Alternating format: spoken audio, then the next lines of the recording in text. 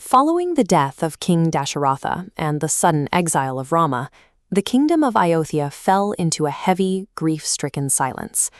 But beneath that mourning lay a dangerous political reality. The throne was empty, and the greatest kingdom in the ancient world lacked a ruler. Sage Vasishtha, the hereditary royal preceptor and most senior advisor to the dynasty, stepped in. He formally asked Bharata to accept the crown. From an institutional perspective, this was the most logical, pragmatic move available to secure the kingdom's stability and prevent a total collapse of governance. Bharata refused.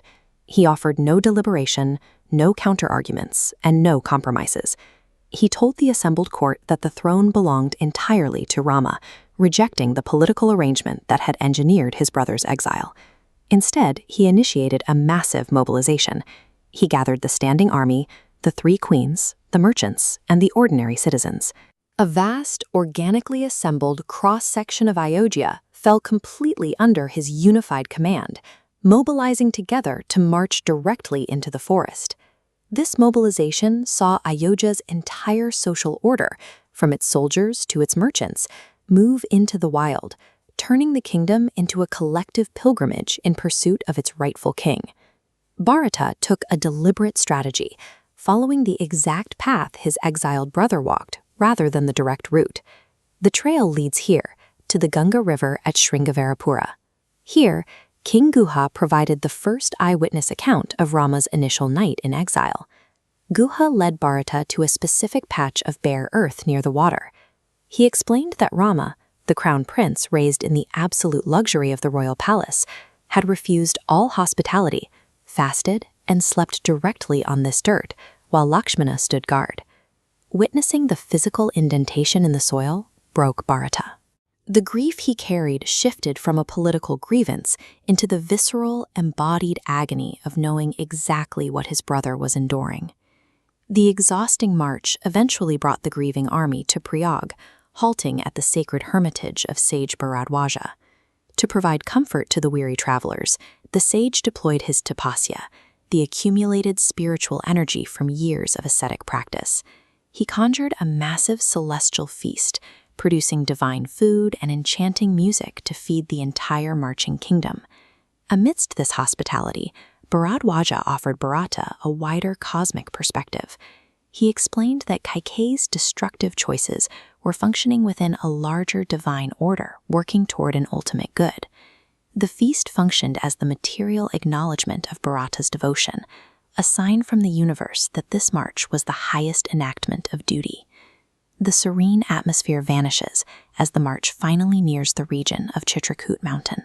Pacing quickens, an immense force of elephants, horses, and chariots thunders through the dense forest, creating the loud, disruptive noise of a vast military advance.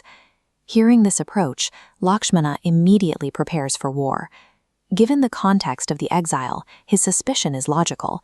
He assumes this massive force has been sent by the new regime to eliminate Rama and secure the throne permanently. Rama, however, serenely dismisses the threat.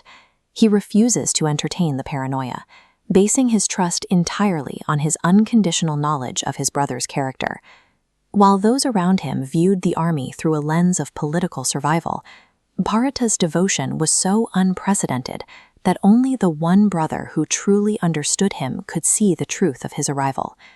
To prove that intention, Bharata deliberately halts his armed forces at a distance. He leaves his guards behind and walks the final stretch to Rama's hermitage completely on foot. When he finally emerges into the clearing, he is gaunt and exhausted.